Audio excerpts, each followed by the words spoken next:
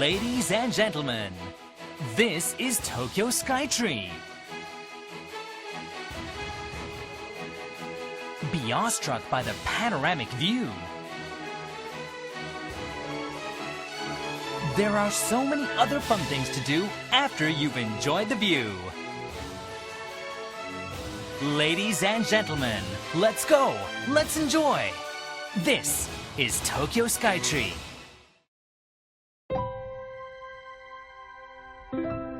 Making better living with functional labels and films. Connecting dreams throughout the world with our unique technology.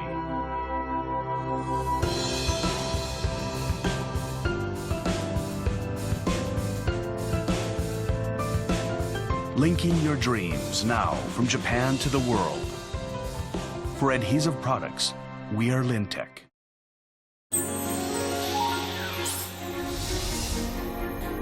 Japanese SMEs with world-class technology, quality, and reliability.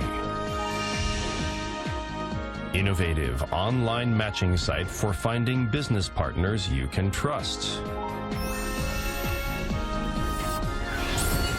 J-Good Tech, your solution is here.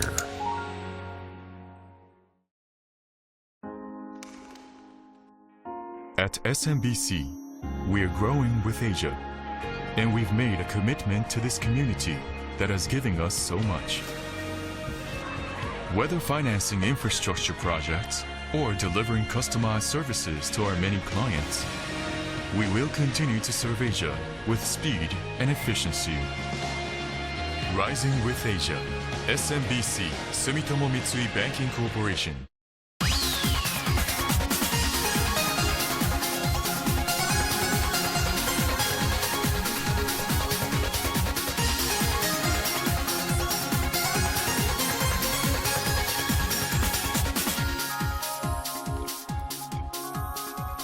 Welcome to Channel Japan. I'm Makia Rai. And I'm Makiko Tsuda.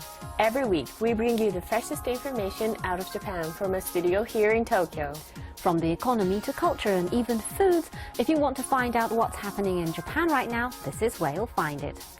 And these are topics for today.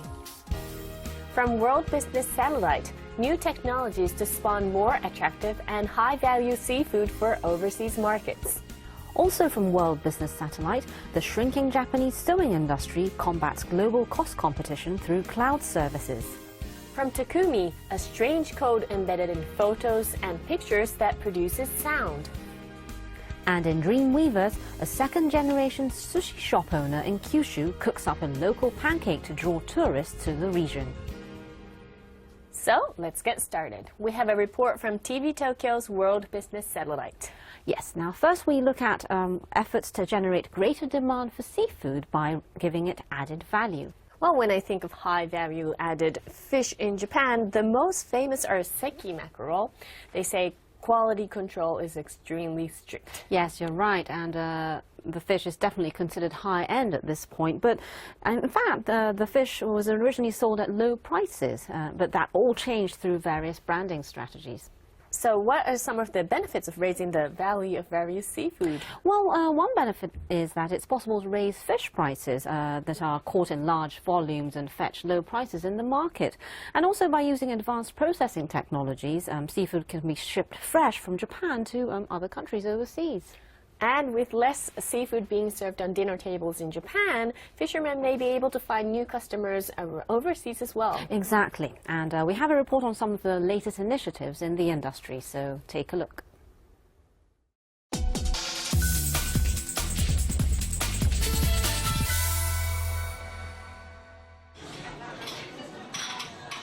A popular oyster bar in central Tokyo. So good. During the peak season for raw oysters, this establishment is thronging with people every day. The taste is completely different depending on the origin. It was succulent. Goes well with white wine. But with oysters, It's scary if you eat bad ones. Just the other day, my friend got sick.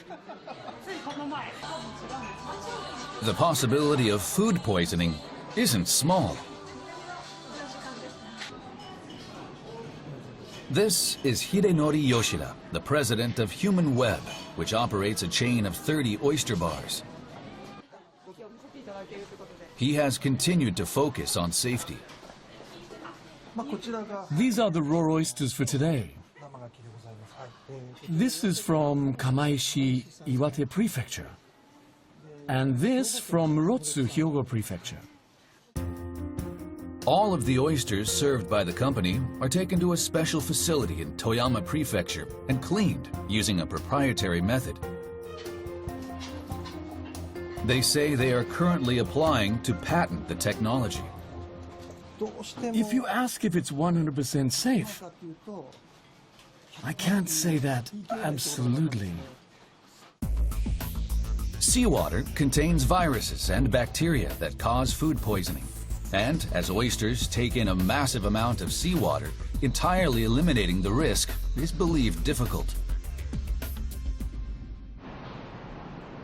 This is the headquarters of Human Web. A certain meeting is being held. If you put in surface water, the virus problem will no longer be 0%. So the question is how to control the spread of viruses, how to remove them. A project aimed at producing oysters that don't cause food poisoning is already underway. The project leader is Kyoko Washiashi. She really takes on challenges and steams ahead. Early January. Ms. Washiashi is on her way to the project's base of operations. She arrives in Kumejima, Okinawa.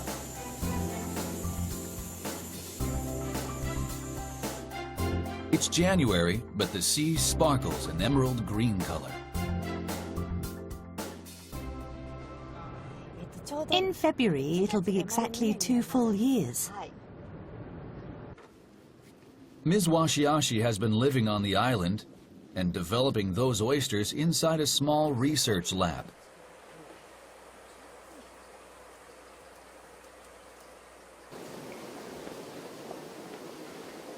We're shown to the back area. These are the oysters that won't cause food poisoning. They're still small in size, but last year the team succeeded in culturing them for the first time. We're doing something that's a first in the world. I'm really grateful to be given this environment to work in. To develop oysters that don't cause food poisoning, she says the key is this water.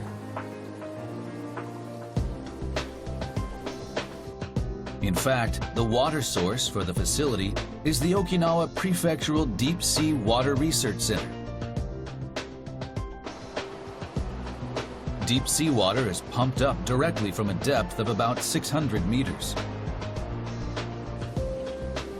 They say it contains almost no harmful bacteria that cause food poisoning. What's more, the plankton on which the oysters feed is grown indoors. They've made sure that even the oyster's food source is free from harmful bacteria.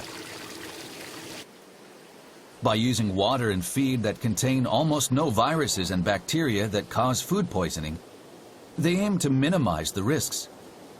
A revolutionary idea. I want to deliver these oysters, the world's first, from Kumejima as quickly as possible. In the spring, they plan to build a large oyster farm next to the lab and start delivering the oysters to consumers by next year.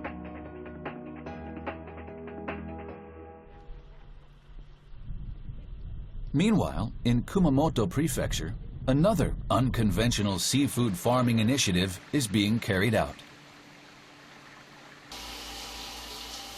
This facility is a simple structure that appears almost hand-built. This is how it looks. Inside the drawers are short-necked clams. They're regular clams, but since they're not buried in sand, you don't have that gritty texture. These are, in fact, the first clams in Japan that don't require troublesome sand removal. They're sandless clams. They were developed by a person who has studied shellfish farming for many years. Yoshihiro Fujiyoshi. He shows us the inside of one. Typically, there's a mantle like this, and the sand gets into the inside of it. But see, there's nothing. He cooked some for us to try.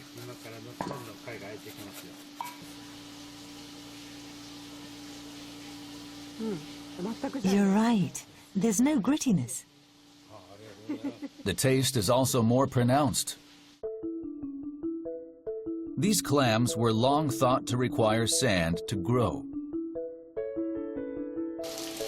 But Mr. Fujiyoshi found that by packing the clams tightly into a container, they were able to grow without any sand. When I first came up with the idea, everyone said that it was impossible. But while clams are in sand, they actually get their oxygen and food from seawater. Going against convention, Mr. Fujiyoshi succeeded in culturing sandless clams on his own. But the cost has been the main obstacle. Clam fishing in the Kyushu region is reaching a critical state with problems such as environmental degradation. Even at Hakata Bay, known for its clams, There's none. Can't catch them here. at a facility facing the bay, we find Mr. Fujiyoshi again.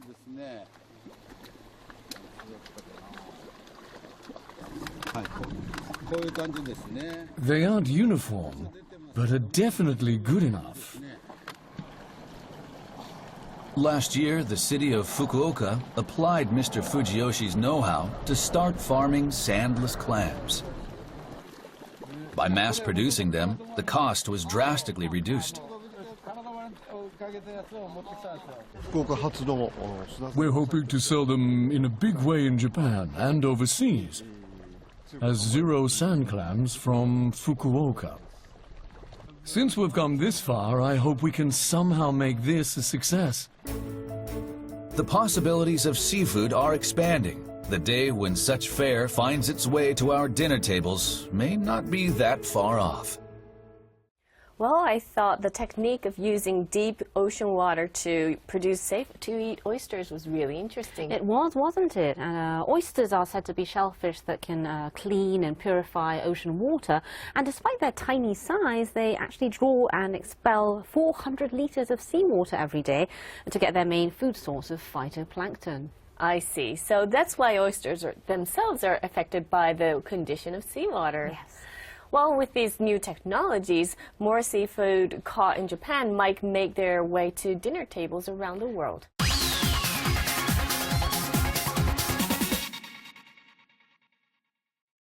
Let's go look for Mitsubishi Electric around the world. Singapore. Found it. Jakarta.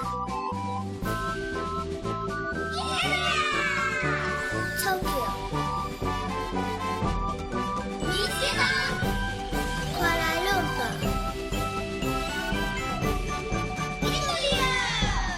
Mitsubishi Electric.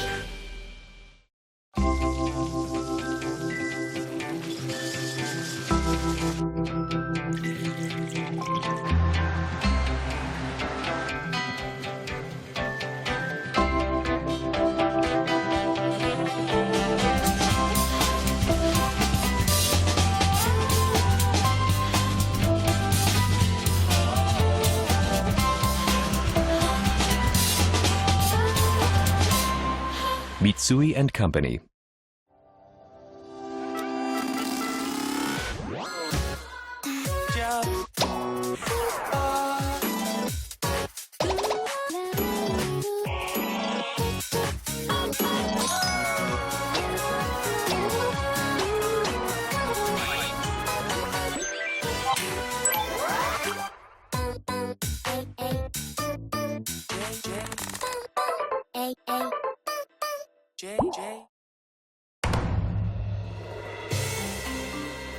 Spring in Japan.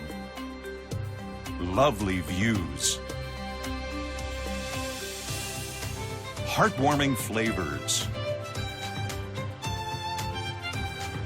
And exhilarating experiences. Discover the best Japan has to offer right here in central Japan this spring. Nagoya Railroad Group.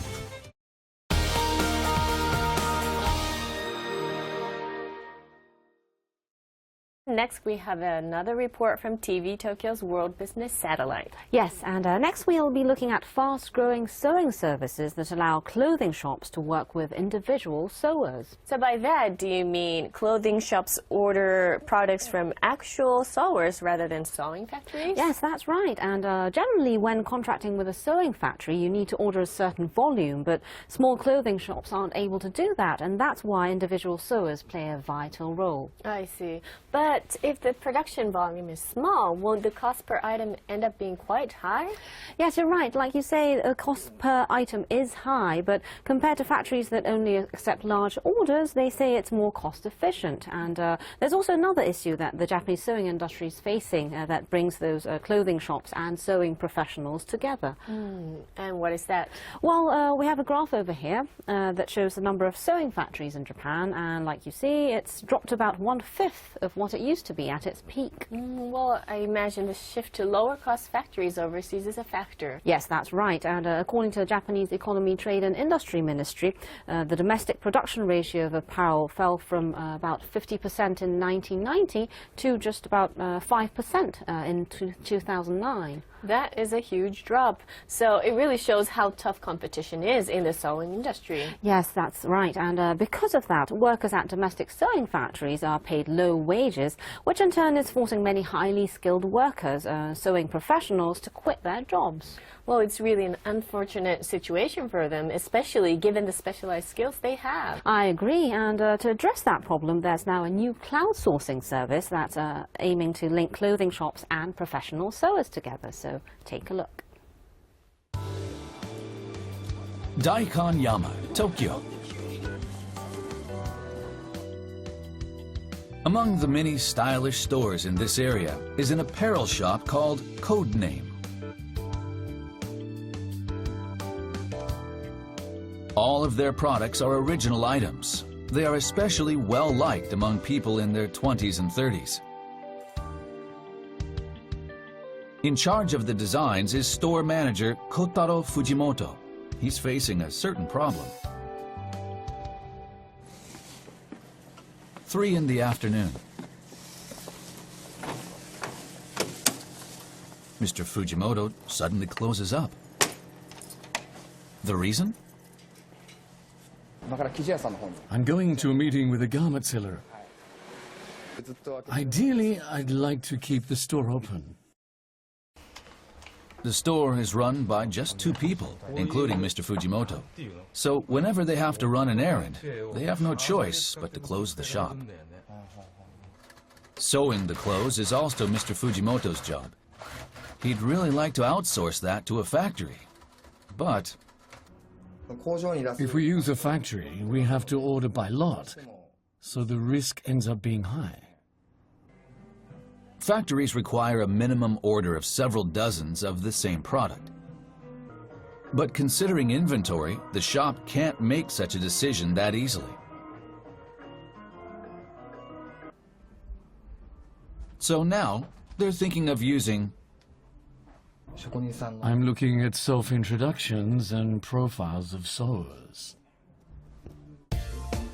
Called Nutte, this website acts as an intermediary between apparel shops that want to make clothes and professional sewers. They say sales are climbing rapidly. First, shops upload pictures of products they want made on the website. The delivery date and price are set by the shops. When sewers submit applications, their skills and work history are displayed. Based on that information, shops choose the best-suited sewer. Mr. Fujimoto has decided to put in an order for denim skirts. Shibuya, Tokyo. Nute is run by a 4-person entrepreneurial venture called State of Mind. The president is Yuhei Ito. 9 years ago, he set up a women's apparel brand. But unable to sell anything, he closed the shop. Later, he worked as a clothes sewer, but as expected, China ate up my work. The cost there is much too low. Unless people doing sewing work can make enough to feed themselves, young people won't come, and this industry will really disappear. in fact, the domestic garment industry is said to be facing a major crisis. This factory was once the biggest garment factory of its kind in eastern Japan. But now there are no lights from the building, and it's like an empty shell. Domestic factories are falling by the wayside, defeated by cost competition from rivals in China and other overseas production centers. The number of factories is now a fifth of that at the peak. Jobs have shrunk drastically, with the average annual wage dropping to 2 million yen, less than half that of an office worker. Services through which professional sewers and shops can communicate directly are said to be advantageous for both sides. Shops can make original products starting with just one item. So it's possible to put out a product with minimum inventory. On the other hand, sewers get a steady stream of work. Nute receives 20% of the cost of orders. For 2016, we're targeting 200 million yen in sales, but I think we'll easily beat that. It's been less than a year since the service began. Mr. Ito occasionally visits sewers registered on the website to see how they're doing. How's it going recently? I know you're working on quite a lot of orders right now. I've been chosen quite a lot. The work is really gratifying, and it's going smoothly. Asako Irie is a 30-year veteran in this field. She used to make pants and other items for major brands. Right now, she's working on products ordered by that apparel shop. Before registering on Nute, Ms. Irie had been getting work from big manufacturers, but wasn't making enough of an income to live on. One dress was 250 yen. The total came to 36,890 yen before. That's about a month's worth of work. Before, she earned 250 yen for one dress. Now, she makes 30,000 yen per dress. She says her monthly wage is 10 times what it was previously. I can take on jobs at my own pace. It's really a ray of light for me. The apparel shop in Daikanyama on this day receives the denim skirts made by Ms. Irie.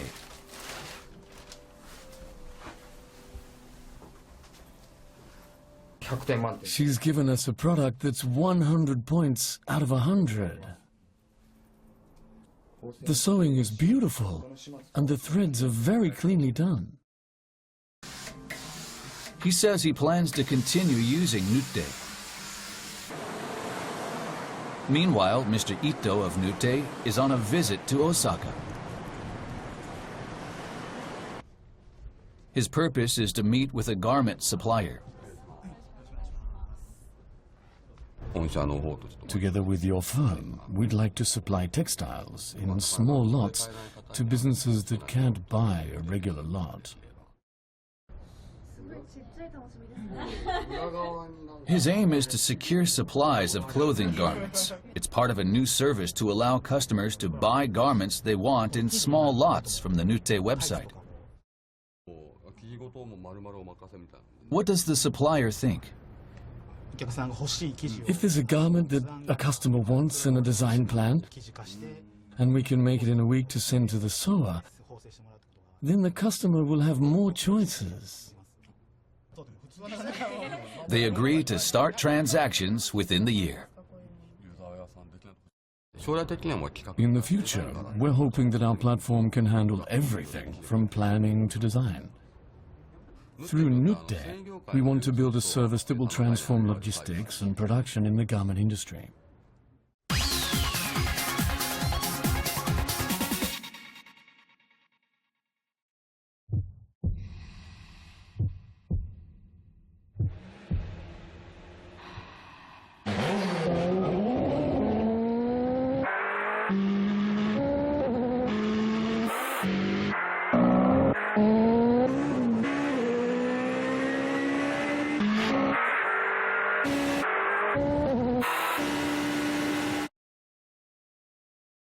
Potenza. When was the first time I came here? Rich in nature and water, this is the land of clear waters. Nurtured by such clear waters are a history and traditions passed down to this day. And countless sophisticated products. The bliss of Gifu cuisine gifted by its clear waters. The land of clear waters enthralls me every time I visit. Come and feel Gifu. Do you remember the day we met? Of course. Between us, only cherry blossoms in full bloom. I never thought we'd meet again. Me too.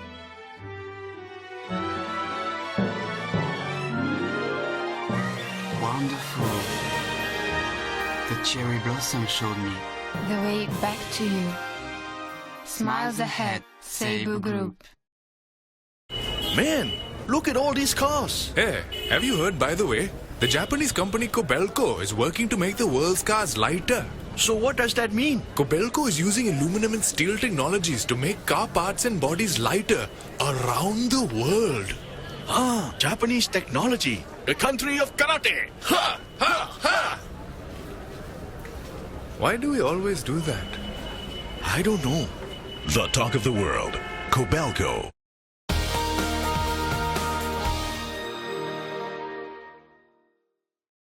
You're watching Channel Japan. Next, we bring you a segment called Takumi from Science View, a program produced by NHK. Takumi literally means artisan in Japanese, and it's a word often used to describe craftsmen with exceptional skills. So, who is our Takumi today? Yes, today we meet a Takumi who developed a system that turns an illustration into an audio guide just by touching it. So, how does it work? Well, what the Takumi developed is called a dot code, and patterns and comprised of extremely tiny dots are printed on mediums such as paper. We have a report on how he came up with this technology, so take a look.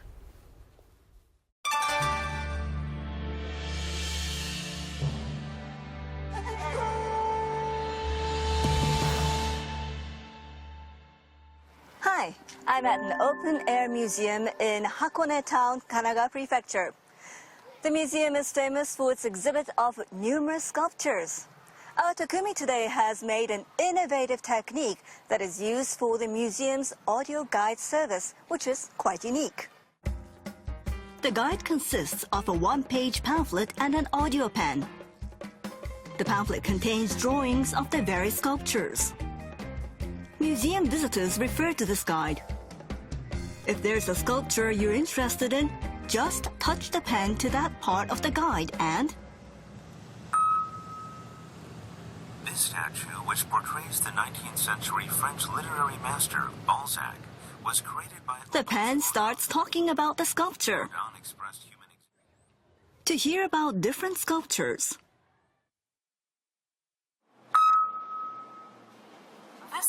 just touch their pictures. What's the secret behind this amazing audio guide?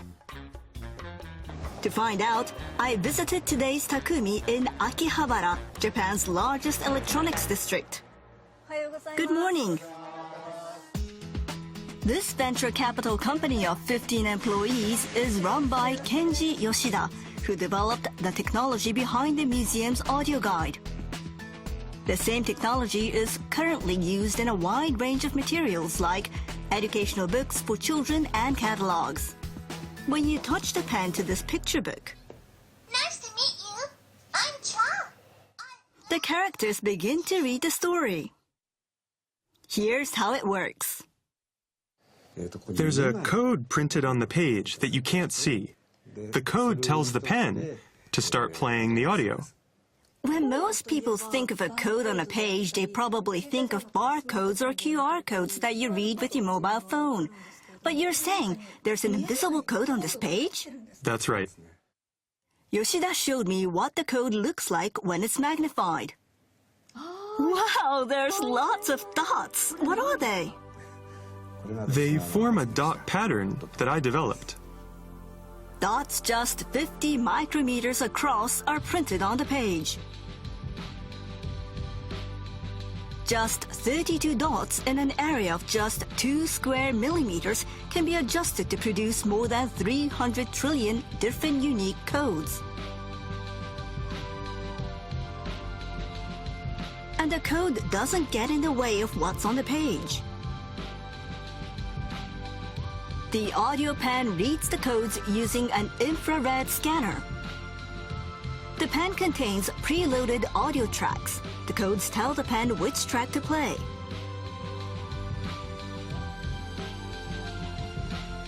The museum's audio guide works the same way. You might not be able to see it, but the code is printed right on top of the illustrations. If you touch the code around the picture of sculpture number 1, the pen will play the number 1 audio track. The system is the same for all 46 sculptures. Things like computers and mobile phones are now a daily part of our lives. We live in an age where you can't get certain information without them. But these technologies can be difficult to use for the elderly, people with disabilities, children. I wanted to find a way to reach out to those people. For 12 years, Yoshida taught information studies at a university. He is currently researching the benefits of combining digital and analog technologies. Codes like QR codes also provide information directly from a piece of paper. But if you're not used to using electronic devices, getting information can be a difficult task. Yoshida wanted a better way to link the digital and analog worlds. Paper is a very flexible medium. You can flip rapidly through pages, make notes with a highlighter, fold a corner of a page down to mark it. Paper has benefits that you just can't match with a computer. Today's Takumi was determined to combine the benefits of paper with the benefits of computers. He is currently developing a touch pen that can read and send words from a special page onto a portable device. Finally, I asked today's Takumi what making things means to him. It's all about an insistence on the best. You can't make a quality product by cutting corners. I want to keep striving to do the best I can and make things that can benefit society.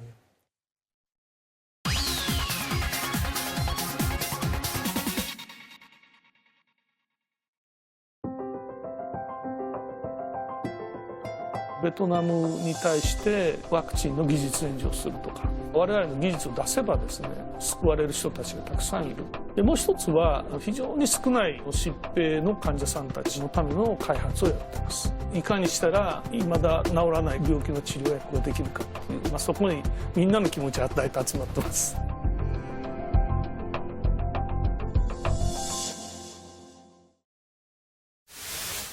Nikko, one of Japan's leading tourist destinations. Here, you will be charmed by nature's bounty and will enjoy the beautiful scenery. You will also experience Japanese history at World Heritage temples and shrines. Nikko and Kinugawa, as well as the historic hot springs, are charming. Asakusa is easily accessible from the airport. It takes 2 hours from Asakusa to reach Nikko and Kinugawa via the Spacia Limited Express. Let's go to Nikko!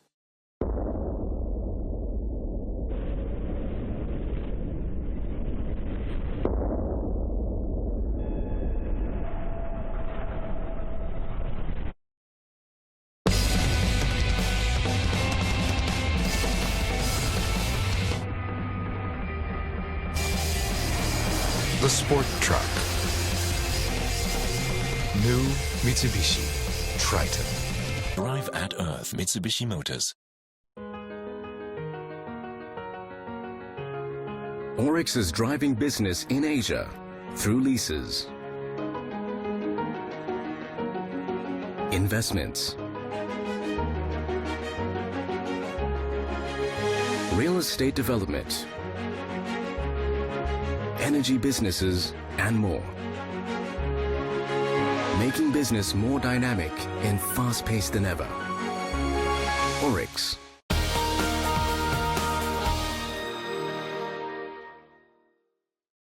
You're watching Channel Japan.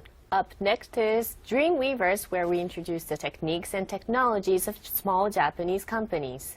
And this time we'll be visiting a company based in Miyazaki Prefecture in Kyushu region that makes regionally branded foods. And when you think of Kyushu, are there any brand foods that come to mind? Well, I think of Amao strawberries from Fukuoka Prefecture, Saga beef from Saga Prefecture, and Seki horse mackerel and mackerel from Oita Prefecture. Yes, they're all delicious and very well known, and there's certainly great regional produce and seafoods from each prefecture. But this time we'll be putting the spotlight on Kyushu pancakes, which we have some pancake mix over here. Pancakes? Well, I love pancakes. I do too, and this is a mix, but what do you think they're made from? What do you think is inside here? Well, if it's pancakes, I would say flour, of course. Yes, you're right, but this Kyushu pancake also contains black rice and sticky millet, which is called mochikibi, as well as various other types of rice and grains, all grown in the Kyushu region. So that's why they're called Kyushu pancakes. Exactly, and they were developed with the aim of re-energizing the communities throughout Kyushu. So take a look.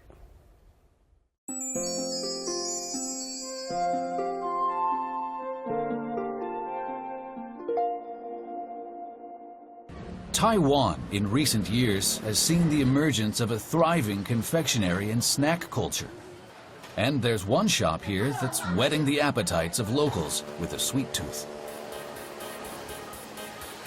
It's actually a pancake cafe, where seats are booked a month in advance. Looking at their menu, what's this? This is Taiwan, but Kyushu pancakes. I came here before and it was delicious, so I'm back again. It's soft, but not powdery. Kyushu pancakes entered this market from Japan in 2015. The secret to their popularity is the fluffy and chewy dough. Pancakes are typically made with flour, but these use select rice and grains from various prefectures in Kyushu. Behind it all is a grand dream of restoring the many farms that are slowly dying out across the region. We need to do something with the farms and rice paddies that our ancestors gave us. We have to change our methods and our products to get people to eat rice. I wanted to help this company president. The idea for the pancakes didn't come from a famous pastry chef. Rather, it originated at a small company based in a small shopping arcade in Miyazaki Prefecture. We need to properly promote Kyushu itself and become a highlight of the region while building a business that gets people to come to Miyazaki. A regional company called on producers from across Kyushu to become one team to take on the world. Thank you. Picked to probe the company's secrets is a creator named Azami. The aroma is so gentle. Miyazaki City lies in the southeastern part of Kyushu, operating 10 eateries in and around the main shopping arcade here and generating 700 million yen in annual sales is a company called Ippei. Overseeing operations is the president, Koji Muraoka. In addition to running eating establishments, the company developed a pancake mix made from Kyushu rice and grains 3 years ago. The product is sold at more than 550 shops in Japan and abroad. Miyazaki Airport. Arriving is the creator, Azami. Azami is a creative director supervising window art and sales floor design at Isetan and Mitsukoshi department stores. He's also involved in a variety of projects, including one to develop products for a high-end unified brand of 7 long-standing stationery makers. Awaiting Azami is the president, Koji Muraoka. He says there's a place he wants to show him before going to the company. It's a place where an entire village is engaged in organic farming, using what's called a natural cycle farming method. That's what I want to show you. They head out to visit a producer of germinated brown rice, one of the ingredients of Kyushu pancakes. About an hour by car from Miyazaki City is Aya Township. Here, the entire community is engaged in organic farming and making branded products.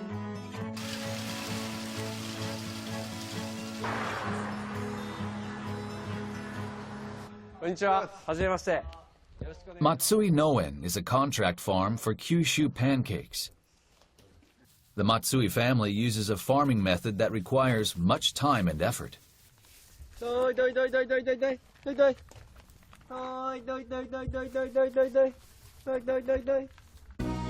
It's called rice duck farming. Throughout the pesticide-free paddy are weeds and insects. They are eaten by the ducks.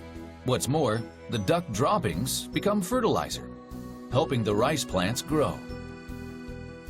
But last year, weasels attacked, completely killing off the ducks on 3 separate occasions. How awful. What's more, We had about 60, and the cost of feeding them started becoming really big. after going through such trouble to grow the rice, they were initially reluctant when approached about the pancake project. The rice that I grew with so much care. They wanted to grind it into powder and use it as a pancake ingredient. It was unspeakable. I couldn't agree.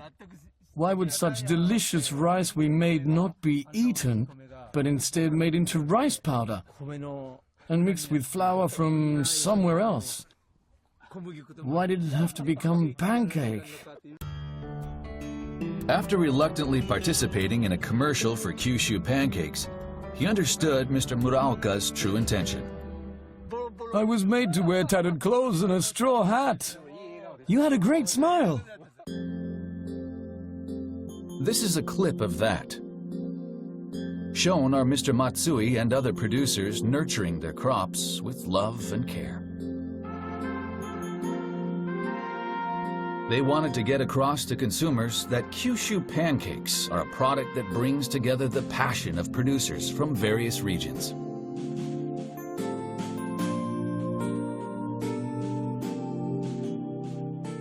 The commercial is also played every week at a pancake-making class hosted by Mr. Muraoka and company. The hope is that people who eat the pancakes will remember the faces of the producers in Kyushu. It's the same as rice balls. You have barley, you have rice. It's no different than cooking and serving them. It's only that the shape is different. I'm starting to understand what Mr. Muraoka is thinking. Now I wonder if my rice was good enough. Inspired, Mr. Matsui decided to build a certain small building by himself. This is nice. Feels like time has stopped moving. This is actually a cafe within the farm where customers can enjoy the tranquil scenery while eating pancakes. As they wait for the pancakes to be cooked, they can also enjoy a salad of freshly picked vegetables.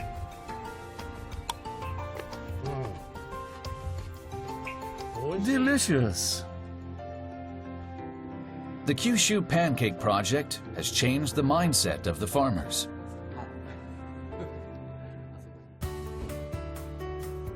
Next, they visit a big supporter of Mr. Muraoka, a rice seller called Kodama that deals in rice from across Kyushu.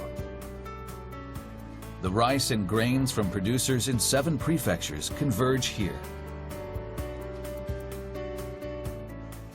Mr. Kodama has long-standing relationships with specialty farms in Kyushu and is an expert in the field of rice distribution. He oversees quality control and supply. This is sticky millet from Nagasaki, in addition to black rice from Kumamoto and red rice from Fukuoka. The grains and rice are blended following extremely precise measurements. We work in 10-gram units.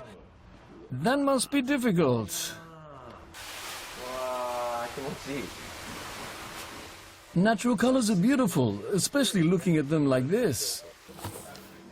The rice and grains are not eaten as they are, but instead ground into powder and turned into a product, thereby creating new possibilities. The number of farms in Kyushu has been falling every year. Mr. Kodama believes Kyushu pancakes can become the panacea. With the industry continuing to shrink, the total amount that people eat will fall as well. But these are farms and paddies that we receive from our ancestors, and unless we do something, we can't survive. We need to think about how to change our methods and products to get people to eat rice and grains. Otherwise, we won't survive. The taste of Kyushu pancakes is finalized by this flour mill.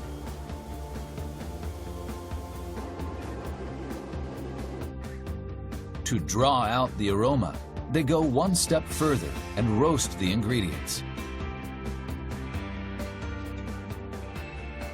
During the early development stage, Mr. Muraoka worked together with the researchers here, cooking dozens of pancakes a day to nail down the best combination of grains. For the past 3 years, all I've done is eat pancakes. Not getting bored of the taste is important for a food to become a standard. And finally, they derived the golden ratio of pancakes. In 2012, the Kyushu pancake mix was completed. To promote the product, they set up a cafe in Miyazaki City. The aroma is so gentle. It's chewy, and the moment you put it in your mouth, how should I describe this? You taste the whole rice, also the simple brown rice. The origin of such Kyushu pancakes is found at Mr. Muraoka's childhood home. This is my family's sushi shop. Ippe? A sushi shop? What do you mean? This is the origin of our company. Mr. Muraoka is actually the second generation of a family-run sushi shop. The signature dish of Ippe Sushi is lettuce roll. Shrimp with a dab of mayonnaise is wrapped in lettuce and dried seaweed.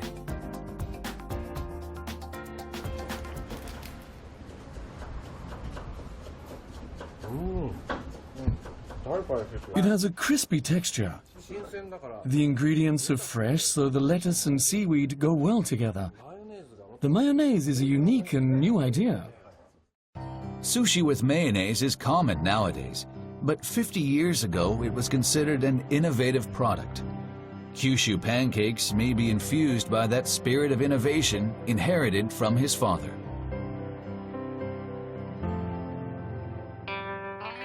Ippe Sushi was founded in 1966. Mr. Muraoka's father, Shoji Muraoka, started the business in a 16 square meter space with just counter seats. Wanting to offer healthy sushi, he came up with the lettuce roll. Initially considered a strange dish, it's now become a specialty of Miyazaki. But Mr. Muraoka resisted taking after his father. I originally didn't really want to run a sushi shop. I think I might have had a rebellious streak. I wanted to go as far away as possible. When he turned 18, he went to study in the United States. After returning to Japan, he set up a used clothes shop at 21, but that failed at 28. He returned to his father with his head down and became an apprentice at the sushi shop. For about the next 3 years, all I did was the work of a cook. I didn't leave the kitchen at all. I just trained here as a sushi chef. From his early 30s, Mr. Muraoka worked as a sushi chef in the kitchen with his father. There, he learned about the wide variety of ingredients produced in his hometown of Miyazaki. But around that time, his father fell ill and passed away. Mr. Muraoka felt a sense of crisis. Unless he did something, the tastes his father created would die out. What's more, it was an age when standalone shops were in decline nationwide. It was a difficult time, and counter-type sushi shops were disappearing throughout Japan. Facing all these big trends of the times, I tried many different things to preserve the lettuce roll, the recipes, and the shop. And ultimately, I have to ask myself, what do I want to leave behind, and what do I want to protect? That's my mission as the second generation. And that brings us to the end of this edition of Channel Japan. We have much more in store for you, so join us again next week.